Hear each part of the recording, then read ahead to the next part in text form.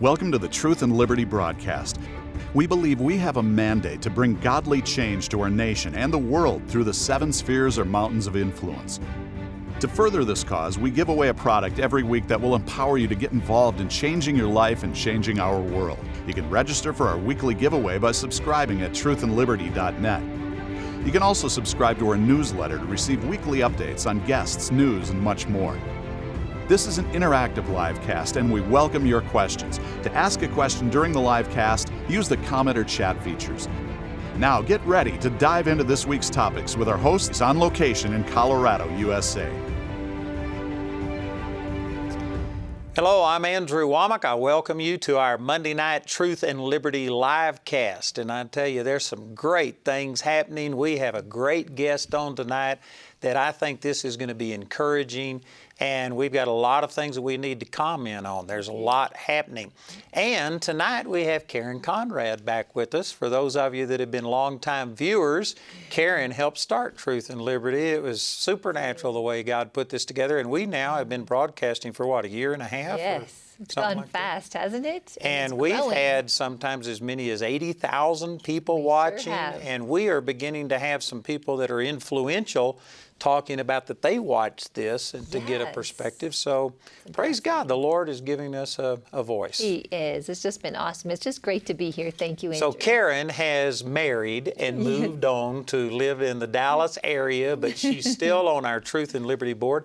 As a matter of fact, just in the last month, we have finally broken Truth and Liberty away from Andrew Wommack Ministries. Yes. It's now a 501c4, which is still a nonprofit, but it's not tax deductible, and we have all restrictions removed from us so that we can be as political and say anything we want to say. And Karen is on our board, along with David Barton, Bill Federer, Lance Wallnow. Yes. And you. And me. I didn't miss anybody, did I? Nope, you got it. So anyway, Richard, who is with us most of the time, and he is our resident attorney that is here on staff with Truth and Liberty. He and his wife are taking a well-deserved vacation for a couple of weeks. So Karen came back and is with us, and Karen is going to share with you a little bit about some things that are coming up, and also about how you can get involved and participate in this time. Yes, thank you, Andrew. Well, welcome everybody to Truth and Liberty. It's such an honor to be here, and this is going to be a great program. We have so much going on with Truth and Liberty, and one of the highlights really, or one of the tools I would say, Andrew, that's so helpful is the website. If you've not checked out Truth and Liberty lately, please go to the website at truthandliberty.net. One of the things that Richard does is he gathers information. He does such a terrific job of research and looking at articles. And you can look at all the archives out there. You can look at the articles, the links. We've got the voter faith votes is out there, and you can find out Bill Federer's minute is out there. You can find out what is happening with the world and in this area. And we broadcast on truthandliberty.net, on awmi.net, and on social media. But we were just visiting that we've had some censorship that's been happening. So we really encourage you, if you want to watch this all the way through, view us at truthandliberty.net. And one of the unique things about this broadcast is we answer questions. We want to hear from you. So if you're watching on truthandliberty.net, you can enter your question in right there in the chat section, and it comes right through to my iPad. We have a whole team standing by. And if you're on social media, go ahead and enter in the comment section, and we'll get to as many questions as possible.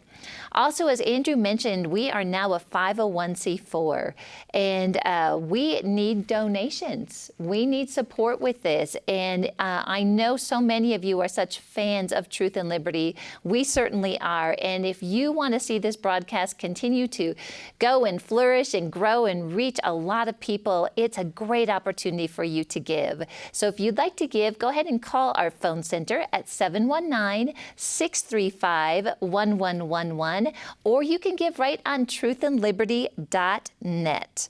And Karen, let me just explain for the people quickly that we can't take any money from our 501c3 to start the 501c4. So my wife and I just donated $2,900 to get things going, to buy a mailing list from AWM, and we're sending out a letter asking people to support. But anyway, there has to be a total separation. So if you would like to participate and sponsor this, we would really appreciate it. We would. But your gifts aren't tax deductible. Yeah, but it's still seed. That's right. God still keeps track of it, whether the U.S. government does. That's exactly right. Thank you.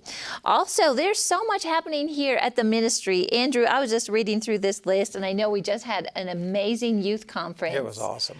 Oh, my goodness. It's probably the best youth conference I think I've ever participated in. Now, I do have to admit, I put earplugs in. I saw some of that praise and worship, and I thought, is Andrew in there? I'm in there, but I had earplugs in. But it was great praise and worship if you had earplugs in. But the young people loved it. And Todd White, Joseph Z was just awesome. And I tell you, we saw hundreds of young people commit their lives to the Lord. So awesome. And we had people that had actually been cutting themselves that had scars. And as they prayed, Todd had people raise their hands and wave it if their scars disappeared. And there was about a dozen people that their scars from cutting themselves disappeared. Goodness. So we saw some great things happen. Oh, Andrew, that is just awesome. And we've got the Healing is Here conference coming up on August 13th through the 16th. And that's usually the largest conference. And you see miracles, healings, and that really equips all of us how to receive healing, but also how to minister healing to others. I think that's what's so unique about this conference. Yeah, the point of it isn't just to draw people to us. We're trying to teach them how to minister healing. Yeah. And we have, I forget now, but over 5,000 people that we've trained to go out and minister healing, and they're all over the world, and we're seeing great things happen. Oh, it's so awesome. And on September 14th, which is actually an event that's specific to Truth and Liberty, we've got the In God We Trust rally, which is all about restoring faith, family, and freedom to Colorado. And that website is coming soon, and Dr. Lance Walno, who's on our board, is the keynote speaker. And we've got My Faith Votes is going to be there with a table and information and things. So we're trying to stop what's happening in Colorado because it has been taken over by the Democrats, and they have already rammed through at least 10, probably closer to 20 bills that are just pro-homosexuality, transgender, and stuff like this, and it's really bad. Well, I think it's great that you're taking a stand, and you did with the recent conference here too with E.W. Jackson. It was awesome. And just being a voice, I think it gives hope to people. Like, we aren't in a situation that we've lost hope. We have a lot of hope, and we're standing together. So we have senators, representatives coming that are going to speak, and we've asked the White House, and they are encouraging us that they're going to try and send somebody, but we haven't heard an official response yet, so I can't say they're coming, but we're working on it. So that is awesome. We would love to have you come. All right, so get registered. Also, every week we have a giveaway, and the way that you are eligible for that giveaway is simply to be on our Truth and Liberty list. And so if you've not yet subscribed, you'll want to subscribe to get all the updates. Go to truthandliberty.net. You'll be eligible for a drawing. And last week's winner, we want to congratulate Kathy Knott. Kathy, you got In God We Trust, which is a CD by Andrew Wommack. And this week we've got Lessons from David from Andrew. And this is a phenomenal book, and it really teaches on leadership, a lot of it. You know, it was just a year ago that we offered this on television, and I think we gave away 83,000 free copies of this. Oh my goodness. It really has had a big response, and so we'd love to give it to you. Yes, and it's already signed from Andrew. So again, to be eligible, just go ahead and subscribe at truthandliberty.net. And we've got prayer ministers that are standing by. Some of the topics we talk about, and tonight especially, we've had a tough weekend here with our country with the shootings, and you're going to talk about that. We'll comment on it. But you know, sometimes it is really tough to navigate through some of these current events. And so we have prayer ministers that are there. If you have questions on the ministry, questions on Truth and Liberty, or if you'd like prayer, call 719-635-1111. Amen. Well, Jason, we're finally getting to you. Our guest tonight is Jason Yates, and he is the head of My Faith Votes. And Jason, rather than me give all of your credentials, why don't you tell us what you do and what the importance of My Faith Votes is? Well, let me just say what a pleasure it is to be part of Truth and Liberty, to be here on your show. And I'm just thrilled because you guys are doing such amazing things. The events that you just spoke about, I know the event that's coming up in September, In God We Trust. We're going to be there, and we're excited to partner with you on Thank you for doing that. Yeah, thanks. So My Faith Votes, we're a ministry that's just calling Christians to engage and not retreat from the public square, but to motivate them and equip them to vote in every election, not just national elections. Those are incredibly important, but local elections as well. Last year there were 75,000 elections that took place. In 2020, there's going to be 100,000 elections. So as much as we want to think about the importance of what's happening with the presidency, and that's, like I said, incredibly important. There's Senate races, House races, but there are just tens of thousands of local elections where we get to elect city council, school board members, judges, and it all makes a difference. And that's what we're trying to do is help people get equipped to do three things: pray for our nation, pray for our leaders, and pray about the elections. You spend time. How many people actually spend time praying about the elections? We want them to, and we're trying to equip them. And then we say, think. We want people to think biblically, view what's happening through a biblical lens, and we're providing resources to help them understand certain issues. What does the Bible say about it? Help them think about that, so when they come to the ballot box, they can know and have confidence that they're voting from a biblical worldview. And then, for goodness sake, vote. Vote in every election, not just, like I said, the national ones, but every election. Bring the influence of your faith to bear in the public square. Well, Jason, we were talking before the broadcast, and we mentioned the Colorado's been taken over by the Democrats, and there's a video on, I think it's YouTube, Rocky Mountain Heist. If there's anybody watching that hasn't seen that, it would be good for you to see it. But the reason I'm bringing this up is you were talking about the local elections, and this is the strategy that they used. They came in and took over the local apparatus first and then used that as a springboard. And now we have a Democratic governor, Senate, and House, and they are cramming ungodly legislation down our throats. So these local elections are super important. Yeah, mayors and governors especially, as they elect or as they appoint people to be on committees that are establishing policy for that government, for that city, for that state. It's incredibly important. It has just a large amount of impact on what's happening. So those in particular are very important for us to pay attention to. And Jason, can you give us the exact figure? I've heard that somewhere around 20 million Christians did not vote in the last presidential election. Is that accurate, or tell us? It's about 25 million. It might be what we saw. We know that there were about 25 million in 2012 Christians who were registered to vote but didn't vote. And there's probably somewhere around 10 to 15 million more that weren't even registered to vote. So that's a huge amount of influence that we're leaving on the table. Now, in the last election in 2016, we know we had impact and we increased. We increased overall about 2 to 3%. So that number is a little bit less, but we know we had bigger impact in swing states. So I think we targeted our approach and really encouraged and equipped people where it really mattered. So I know that this is your heart, but just speak a little bit about that the Christians are the largest block of any group in this nation. And if they would just turn out and vote, we could transform everything that's happening. Oh, yeah. I mean, think about just the presidential elections, right?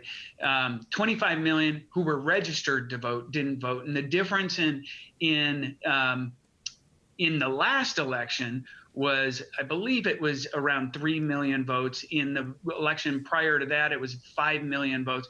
So if Christians would come to the table and bring the influence of their faith, as I've said. I mean, we have something essential to offer to this nation. All the things that, and I know we'll talk about the shootings in a little bit, but all the problems that we have, our faith brings something essential to those problems, and so it's critical, that we bring the influence of our faith, that we steward that well. As I really like to say, Galatians 6:10, it says, "As we have opportunity, let's do good, especially to those of the faith." In fact, Galatians 6:9 tells us not to grow weary. So let's not grow weary. Let's be committed. Let's be all in. And let's bring the influence and do good as we have the opportunity. And let me mention that you can go to our website, truthandliberty.net, and you can actually register, or I think we have a link. As a matter of fact, it may be a link to My Faith Votes. Yeah, probably is. So you can go to our website, or you can go directly to My Faith Votes, and it's really not that hard. You can sign up and register online. Yeah, we've got a really great tool, and if you don't mind, I'll take 2 seconds to just plug this. If people vote or text the word vote to 73075, if you text the word vote to 73075, you'll get a link to a great tool that will help you register to vote online. You may be in a state that you have to print it and send it in, but you'll get all the instructions of how to do that. And not only that, but you will get reminders of every election that you have an opportunity to vote in going forward. And this helped me even this last May, because I went and voted in May, and about 2 weeks later, I got a text message from our own tool that said, "Hey, you have an opportunity to vote because there's a runoff election in your city council." And I didn't even know that was going on. Wow, that's and awesome. So it's a really great tool. I would really encourage people. It's easy to register, but then you get the benefit of the reminders as well. And our truthandliberty.net website, we have hundreds of pages of information there, but mainly we are a clearinghouse, and we link to other ministries. And I think it's My Faith Votes. If it's not, please correct me on this. But you can, one of our links goes directly to, you can put your zip code in, and it will tell you exactly who's running. It will give you a report card on how they voted and things like this, and it will inform you. Is that My Faith Votes that does it? We partner with iVoterGuide. I think you're talking about iVoterGuide. That's probably They're a great resource, and I would encourage people there as well. We also point people to iVoterGuide. And it's, for especially federal and state level elections, they have a lot of resources to help people understand who's on the ballot and who endorses them, who doesn't endorse them, how they voted, all of that good stuff. So you can do a lot of research behind the candidate. So, Jason, or did you have something? I was just going to ask a question. Thank you. On here, we've got a voter registration Sunday on September 22nd, 2019, and you have a toolkit. If you could just share with us. Absolutely. So this is the first year we've done this, and we want to just have a national day where we're calling churches across the nation just to engage. Take a day and just encourage your congregation to engage civically, and do that by having a voter registration drive. And so we've created a comprehensive toolkit. It's a step-by-step guide that leads you through all you need to do to hold that registration guide, along with all the resources. It's the promotional graphics, it's videos that you can play in your church service, but it's also guides to how do you get the forms, or maybe you want to use our tool that I just mentioned, that you can have people text the word vote to that number 73075, and they can vote from there. So it walks them through the whole thing, and we're just trying to provide that, of course, free of charge to churches across the nation. Encourage them to engage, take one Sunday a year, and just engage and help their congregation get equipped. That's very good. So is that the zip code of where you live? No, I wish it was that easy. It's pretty close, though. I was going to say, I used to live in Arlington, Texas, and I thought maybe you were just using the zip code. I didn't know. Very close. Easy to remember, so. Yeah. All right, so we've had these mass shootings over this last weekend, and of course, anytime something like this happens, the cry comes out to ban assault weapons or whatever. What's your take on this, Jason? How would you respond? I think, unfortunately, this is just another reminder of the sin and the evil that's, in our culture today. It's a predictable result of, what happens when our culture rejects God. And so I don't think we necessarily should be surprised when we see evil, when we are rejecting God and rejecting his law. And so I think the questions we need to ask ourselves isn't about what are we going to do politically, what are we going to do to protect freedom of guns and so forth. I think what we really need to be doing is saying, where are we as a culture, and where is God in this, and what do we need to return our country to one nation under God? I don't mean that to be a flippant answer, because it's not. It's there are some very serious things we need to be addressing, but we can't afford to be playing politics. And I think that's where we're at. Even today, all the quotes on the news, it's pointing, many of the Democratic candidates pointing to the president and saying that really that he's at fault. I don't think people during Bill Clinton's presidency was saying he was the reason a bunch of people were having adultery. We can't point to the president and say it is solely his fault. This is a systematic issue. I was listening to Mark Levin on the way in this evening, and Mark Levin read the manifesto that this shooter in El Paso put on the website. And the guy, they're saying he was a white supremacist and supremacist, is that the way you say it? And that it was a hate crime, and they're crediting Trump as inspiring that. But in his manifesto, he is a radical environmentalist that wants to be totally off the grid. Are they saying that all environmentalists, therefore, were responsible for this shooting?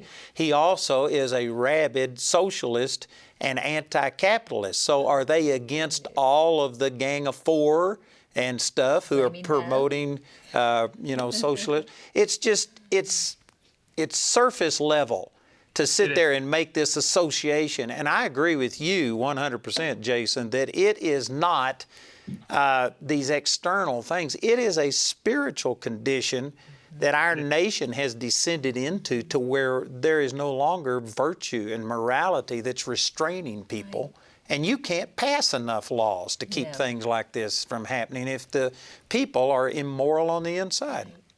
That's right. So and what we need to be looking at are all those, it's a compilation of all kinds of things that are stripping God out of the public square. And so if you were to pass laws that were to say that assault weapons or something is against the law, well, did you know what? Murder is against the law. And that didn't stop any of these people from going out and killing.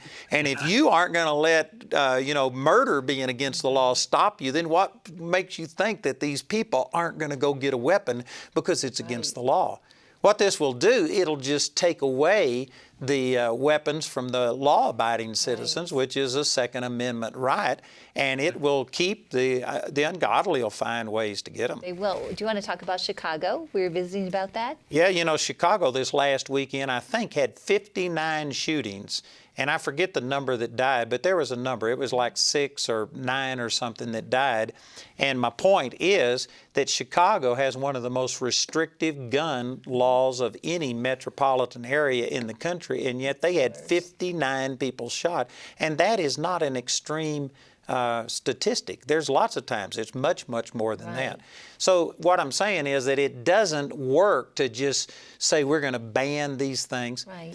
And even President Trump, I'm a supporter of President Trump, and I think he's done some great things, but He was sitting here saying, now we got to deal with mental illness.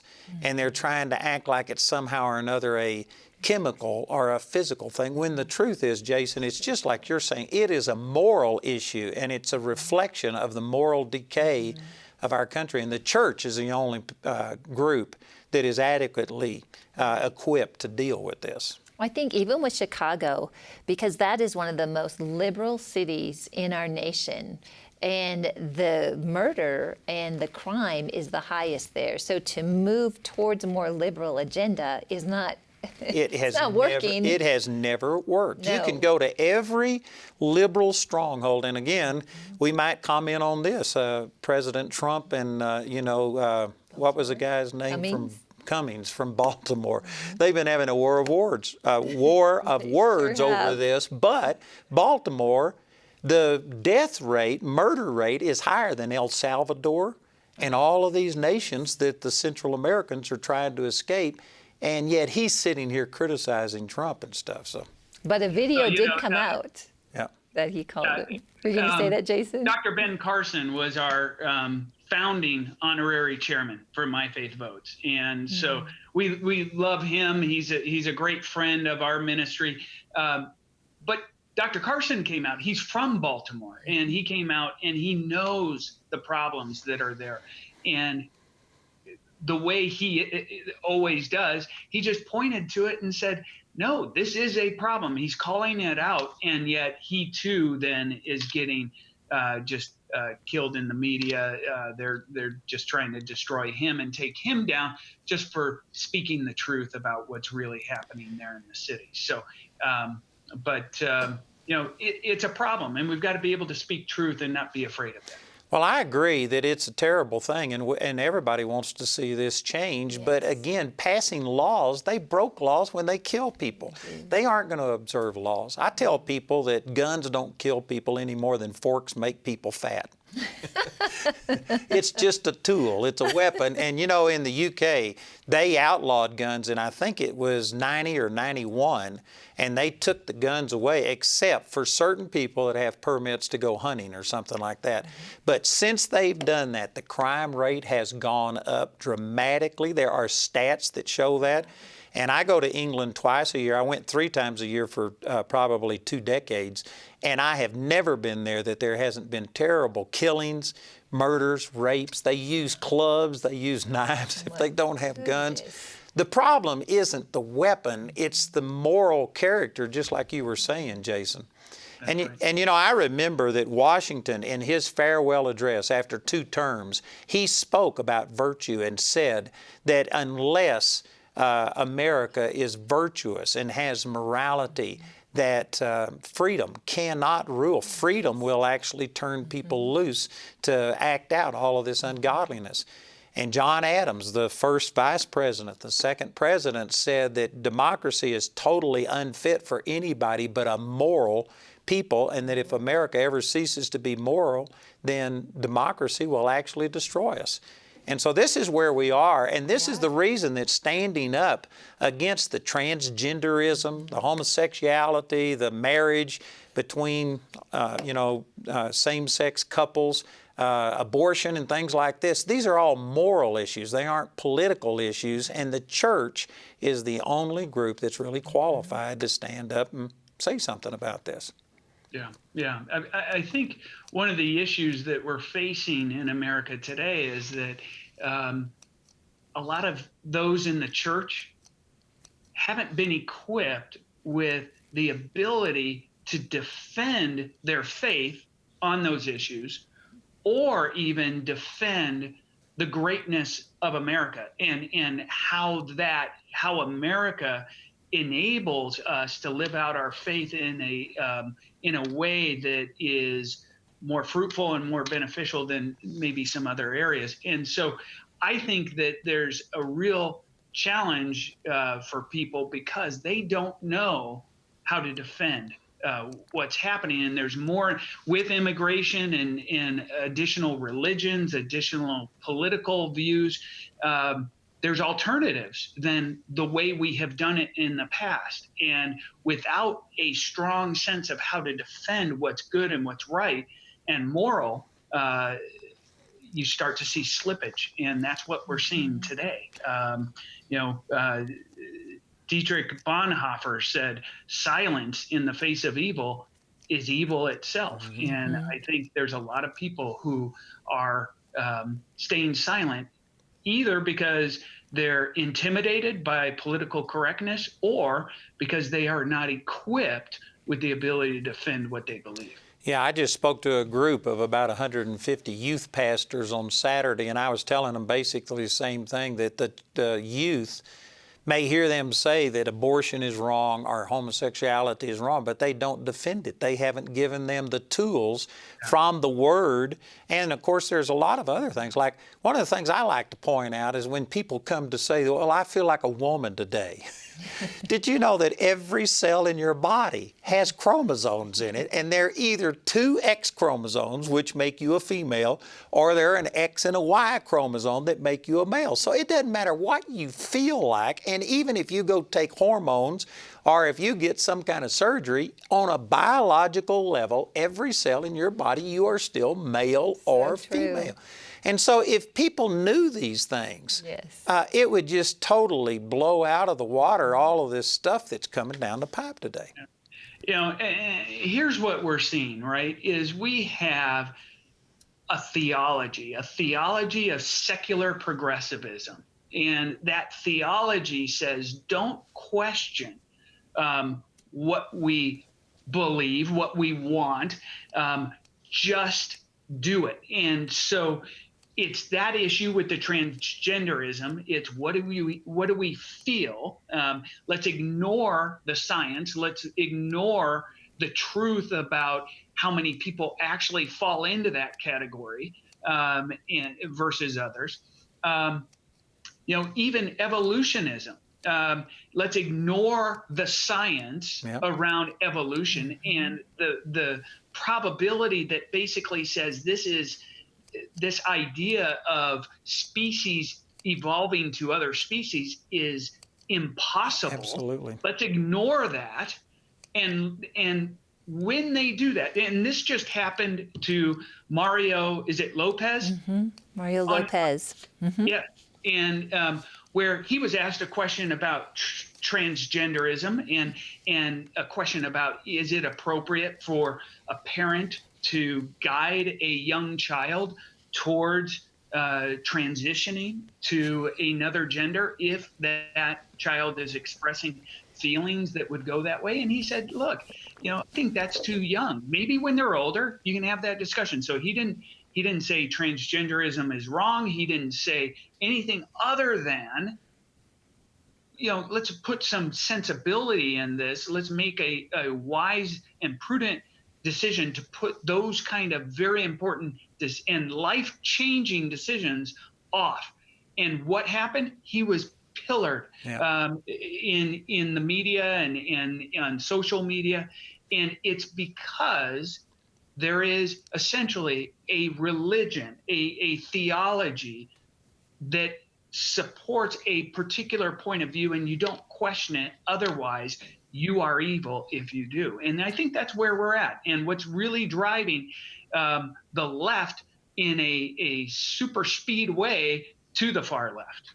And I believe that what you're calling social progressivism is what the Bible calls the spirit of Antichrist. I agree. It is demonic. It is. And it is wrong. I just saw something last week where there were some girls who chose to become boys before they were teens, and they started taking the hormone therapies, and they had surgery done, and now they are so upset that nobody told them that this has made them infertile. They can't have children. It's causing all kinds of health problems. And now some of the doctors are beginning to speak out and saying this is malpractice to allow a preteen to sit here and make these decisions. It is. You don't allow them to sit there and make decisions on their own at that age, like driving a car. The media has just driven it as if it's almost something cool to belong to. It's become something that to fit in, people are making choices, and they don't have they're not old enough and they don't have enough information to make those choices. And this is what we're seeing. If the church doesn't step in and start to take a strong role in correcting some of this, our youth are just listening to the media and they're just going in that direction. And it's in our public schools as well. And that's when you were talking about school boards. It's starting at the level at which this starts to go into their thinking, and so much of it's being propagated right in our public schools, and now they're trying to mandate it in Christian schools. That's a mess. They are, and we're seeing it in a lot of different ways. Even in in the state of Colorado, the sex ed program, Right. You have no choice. If you are a student, whether you are homeschooled, whether you are private school, whether you are public school, abstinence is not taught as part of this sex education program in the state of Colorado, which has passed, and so it is in place, and it teaches kids about lewd sexual acts, and there is no alternative. It is mandated by the state, and that it must be taught. Yeah, I went and spoke against that at the state capitol, and actually, if you stand up and say that marriage is between a man and a woman, or if you say that, if you give any traditional moral values on this, that is hate speech, and it's against the law. And they aren't only presenting this as one alternative, they have forbidden any type of opposition to it. Right. It's really demonic what's happening. Jason, last thing before we take some questions here, let me ask you, since you deal with all of this, my faith votes, and you're turning out the vote, is there a reason for any optimism? Are things moving in a good direction? Or I know that the liberals are so incensed and hate Trump so much. I believe they're going to turn out in record numbers. What do you think is going to happen in 2020? Well, I think it's going to be an incredible turnout on both sides. I really do. And what we saw in 2018 was that as well. It was almost presidential level turnout in 2018. But what you saw on the left is a threefold increase in turnout and a 10% increase on the conservative side. So unless we continue with a great momentum on the conservative side, if we see similar things happen, then we may not, from a conservative point of view, see the results that we want to see. But there is room for optimism here. When you look at, I think the two biggest indicators at this stage of, at least for the presidency, is the current approval ratings of the president and the economy. And, now, the approval ratings isn't anything to really boast about. They're low, and they've been low all throughout his presidency. Most presidents enjoy some peak of 60%, maybe 70%. This president has not enjoyed that, and so that's not going in his favor. But the economy is. Now, today was a bad day on the stock market, so that's not helping probably, but that'll bounce back. And so, the stock market's one thing, but unemployment, we just got a huge report on jobs and another record-breaking number in jobs. And so I think there's a lot there that is favorable. And then I think if we look at, what Christians are voting for, they're seeing this president stand in such a way that is supporting life, is supporting religious liberty in ways that no other president or administration has done so in the past. And so, and supporting the nation of Israel, and on you could go. I mean, he has been awesome. Yeah, incredibly awesome. And so, we all agree. We don't like his tweets. We get frustrated and we hate it, right? I mean, we do. And I do, yeah. If we could change that, we would. We don't like that about who he is. But if we look at what he's done from the perspective of all those things we just mentioned, there is great optimism. And I think people of faith can vote with confidence. You know, if he was a man pleaser like most of us, he wouldn't be standing as strong as he is. That's He just true. doesn't give a rip. He doesn't. I believe that's the reason God raised him up. I think so too. I remember when Reagan was in office, I'm pretty sure it was Reagan, and somebody was criticizing him over his approval ratings. It was like 30-something, just less than 40%. And they said, what do you think about that? And he says, my God, I'm one of the most popular government leaders in the world. 30-something%. So I guarantee you, I wouldn't want to be president. It's a tough job. All right, so let's take some questions here. I'm sure that we've probably spurred a few questions. We sure have. Okay, so the first one that we're going to go over, this is kind of a long question, but it's hitting on a topic that I think is a real concern. This comes from DeMarc on email, and he says, I believe that voter fraud may be a serious challenge for 2020, and it's getting the thoughtful, biblical Christian vote out. He just shares that he grew up in Chicago in the 1950s, and he saw voter fraud accomplished by the masters. With the many millions of illegals being set up to vote in California, his own state of Arizona and elsewhere, in addition to what has long been happening throughout America, he believes this issue must be addressed powerfully for 2020. What are your thoughts, Jason? I'm not an expert on the voter fraud side. I probably should become more aware of all the things that are happening so that I can encourage people in the way they should get involved. But what I would say is this. We can all do something. I mean, that's the mantra that My Faith Votes was born from, which is, I don't know what we can do, but I can do something. And so I'm going to do my one thing. And if you do your one thing, we can all create a movement that is going to be powerful and have real impact. And so from a voter fraud perspective, I would say do something, volunteer. Be one of the election coordinators there in your community. Help out, do something to ensure that we can overcome that problem as much as humanly possible. But that would be sort of the extent to my response. I don't know if, Andrew, you have any additional thoughts on that. Well, similar to what you're saying, I think that there's a lot of people that don't vote because they feel like, what's the use? Voter fraud. It doesn't count or anything. And as you were saying, Jason, we may not be able to solve the total problem, but if these 25 million Christians turned out to vote, I guarantee you they couldn't come up with enough votes to counter that. And so again, if we get out and just do our part, we can overwhelm them if every person watching this broadcast would do their part. I believe it can make a difference. I believe so. I mentioned Galatians 6:9, it said, don't grow weary. And so let's not be intimidated by the fraud piece. Let's take the opportunity that we have, just as you're saying, and let's go out and let's vote and overwhelmingly overcome that obstacle. Amen. That's awesome. All right, Shar on chat says this: what are the key strategies that we need in order to encourage Christians not only to vote, but to vote their faith? I think the big thing is, I mentioned we want people to pray, think, and vote, right? And so if you're not doing all three of those things, because I think absent of any one of those, then you're not being faithful enough to your calling in your election. So I think you need to be faithful to all three of those things. But again, I would say we need to get involved. We need to do something. And so what can you do?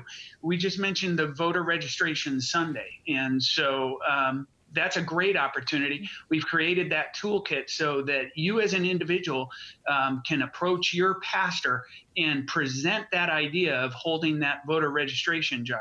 We've given you talking points. We've provided legal do's and don'ts for the churches. We're really trying to make it as easy as possible for you to go forward with confidence and make a difference. And so I would encourage you to do those things.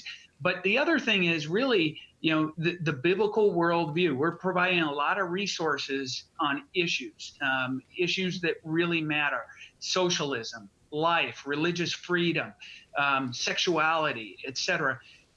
Get informed and share those resources with other people because they need them. I think we unfortunately have a very ignorant base of Christians on some of those issues, and we need to be more informed and be able to defend our positions on those issues. You know, a Barna survey says that only 5% of the American population has a biblical worldview, and only 20% of Christians do. So to what you're saying, Jason, I think that there is an ignorance or a misinformation problem. And that's a long-term thing, is to turn that around. But again, if people got out and voted, there are more than enough people, Christians, that have a biblical perspective that if they would just vote, we could still turn this nation around. I agree. Sometimes I wonder, what is it going to take to motivate Christians to actually get out and vote? How bad does it need to get? Well, you know, I think one of the things that happens is the unbelievers, they don't have a future. Most people nowadays believe you die, it's over with, and so this is their life, and they are more focused. It's like Jesus said, the non-believers in their generation are wiser than the children of light, and part of it is because the children of light are thinking about heaven, and we're just enjoying things, and if worse comes to worse, we can go to heaven. So we aren't quite as motivated about this life as the unbelievers are. And we just need to motivate people to let them know that we are stewards of, I believe, the greatest nation that God has ever raised up. He's given us freedom and liberties that nobody else has had. And we've got a responsibility to not just think about eternity. We need to do something right here. Need to get out and vote. Yeah, I think it's also stewarding our faith well. And so James, in the book of James, it tells us to act on our faith. Well, I think too many Christians think about, I can live out my faith in this area of my life, but not in this area of my life. And I think too many of us are saying that public square thing, that's too dirty. I'm not going to get involved with that. Mike Huckabee, Governor Mike Huckabee, he's our honorary national chairman for My Faith Votes. And he said, do you do your dishes? You got dirty dishes in the sink, right? So do you funny. do the dishes, or do you just ignore them and hope they go away? Because they're not. It's only going to pile up. It's only going to get worse. That's pretty practical. You got to roll up your sleeves and you got to start doing the dishes. And so I think that's a call for us to be good stewards of our faith and what we can do to bring forward the influence of our faith. Those are great answers. That's really good. Okay, Nicole asked this. Since the media on the overall is controlled by the Democrats, what is a good source to go to in order to get accurate, up-to-date information? We didn't plant that, of course. Truth and Liberty, we would say.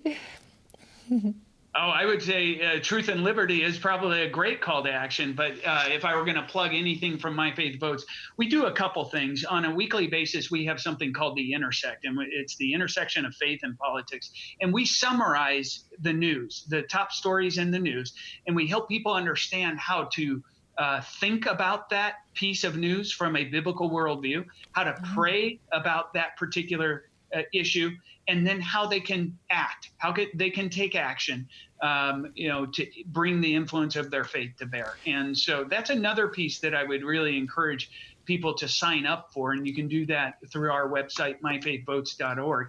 And just sign up for that, and I think you'll benefit from it. And again, I'd plug truthandliberty.net because we have blogs that Richard puts on there nearly every day, and it deals with all of these things and puts it into a proper perspective. I also get a daily email from Freedom Research Council. Yeah. And Tony Perkins does a great job commenting on current events. And something that is not necessarily a Christian base, but I get the White House daily mailing. I think it's called, what is that called? Anyway, I get it on a daily basis. And I think it's Resolute Reads is the name of it. And they comment on things, and of course they give their slant on it that many times is completely opposite the liberal media. So there's a lot of things out there that you can take advantage of. Yeah, there really is. What I think I would just encourage people in this. Today in our social media platforms and such, we are being trained to read the headlines, and that is it. And so what I really encourage everyone who's watching this, don't just read the headlines. Understand and think about the underlying principles and issues at hand and how your faith applies to it. Don't just read the headline. And let me say that I had a guy this last week counter something, and he says, well, I Googled it, and it doesn't say that. And I thought, man, he believes that all truth is on the internet, but Google has been proven that they are slanted against conservatives, and their search engines will lead you away from things. So you can't depend on Googling something and coming up with the truth. No.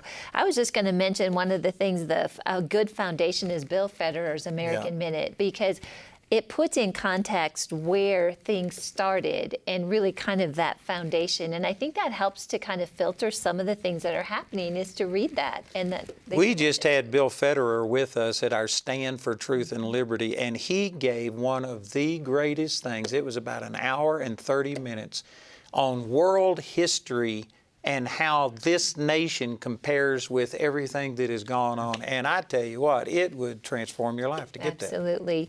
When Bill was on, I was encouraging moms, that are either, even people teaching Sunday school or that at home, is to sit around the breakfast table and read one of his minutes every morning.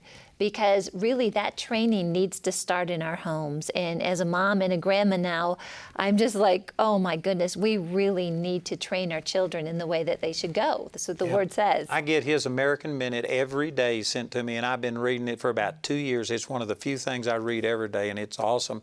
And if you go to truthandliberty.net, we just happen to have all of his American Minutes on there that are organized according to topics like slavery, whatever the situation is, and it's a great source. It's great. Okay, here's a question that came in from Graham on chat, and he says, should semi-automatic military-type weapons be banned? What do you say, Jason? I'll kick this one to you. I was just asked a question whether or not My Faith Vote should, step into that particular issue. And, I think, one of the things that does make America exceptional is our freedoms. And we do have a constitutional right to defend ourselves. And, at that time when that was written, sure, there weren't those type of weapons, but there were still weapons that were designed to kill mass people. There were still cannons and other things that existed, and the Constitution enables and provides the right for that. So I don't know if there's a faith argument one way or the other, and so I'm not going to argue that from a faith perspective. But just to argue it around, what our Constitution says, it says we should have that. I think the other piece, and you mentioned it well, Andrew, which is our issue isn't guns. It's what's happening. It's the moral decay in our nation. And so we can ban all the guns we want, and we're still going to have issues. And so, I guess I will leave that one to the politicians to figure out on that particular issue. But what I would encourage is that our politicians come to bear to talk about these issues in good faith. And right now, I don't think that's happening. Well, I can follow the logic that if we didn't have military-style weapons, maybe they wouldn't be able to do as much damage. But again, what they're talking about is passing laws to limit it, and these people who kill people aren't obeying the law. So that's a Band-Aid on an amputated arm. It's not the problem. And I've, again, been in England for the last 35 years, 2 to 3 times a year, and I have had 2 or 3 bombings that I have been within 10 minutes of the bombings. And they have outlawed all weapons except these few hunting things, and yet they come up with bombs. They come up with all kinds of things. People will throw rocks if you ban them. Yeah. It's just, I can understand people saying, but we don't need them to have access to all of this. Well, those things exist, and the people who are going to kill somebody aren't going to obey the law. They will find a way to get these things. That's not the answer.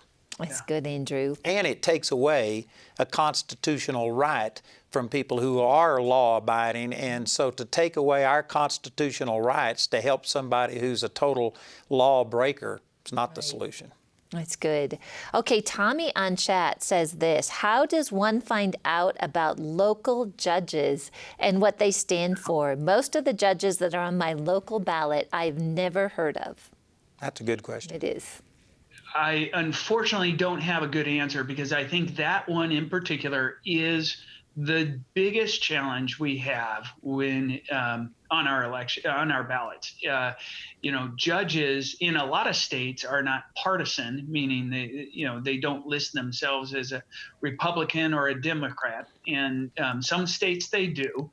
So you might get a sense of who they are based on the party platform and which party they represent. But if you're in a state where it's not a partisan basis for electing judges, and judges are very tight-lipped about things, and so they're not going to present things well.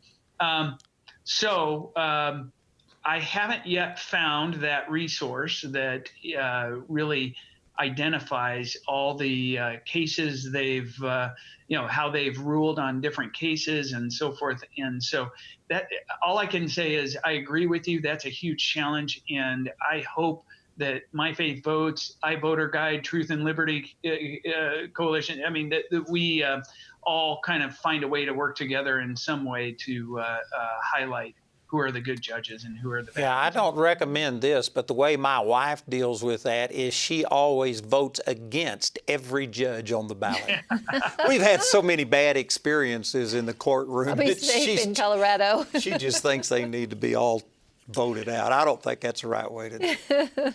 One more question. Okay, so we've got this question coming in on chat, and the question is, at what point will the left get so far removed from what's logical for even non-Christian conservatives that will cause people to move from a Democratic platform over to a conservative or Republican one? I think we're already seeing that. Yeah, I would say that too. I mean, if it's not going to happen with this election, I don't know when, and there's a real battle right now for the Christian vote. You look at Mayor Buttigieg and his continual attempts to evoke the Christians in his rhetoric and such. I mean, there's calls around socialism and so forth. And I just think that right now the left really is taking out of context much of what Christians believe and what they stand for, and they're trying to represent it, bend it in a way that it's not intended, even with socialism. I think they've overextended themselves and they are going to fall. I'm believing for a conservative landslide, is what I'm believing. Amen.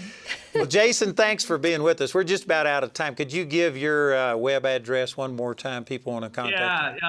myfaithvotes.org, and you can find all kinds of resources to pray, think, and vote. And then if you want to get involved with the Voter Registration Sunday, you can visit us there's another URL, voterregistrationsunday.org. It's real simple, voterregistrationsunday.org. Well, thank you for being with us. I believe this has really blessed people. Thank you for coming back, Karen, and being with us. It's always a blessing to have you. So fun. And thanks for all of you who have watched us. Those of you who are watching on CTN, we want to thank them again for putting this on and carrying it. And I believe that this is very helpful. Remember, you can go to truthandliberty.net and look at past interviews that we've done with people. We're here every Monday night at 6 p.m. Colorado time. Join us next week for Truth and Liberty livecast. Join us next time for the Truth and Liberty broadcast. Find tonight's episode and related articles and links at truthandliberty.net. Truth and Liberty is viewer supported. If you'd like to help us continue our live casts, you can make a donation at truthandliberty.net or by calling our phone center at 719-635-1111. Our prayer ministers are there to help you with your donations and to pray with you.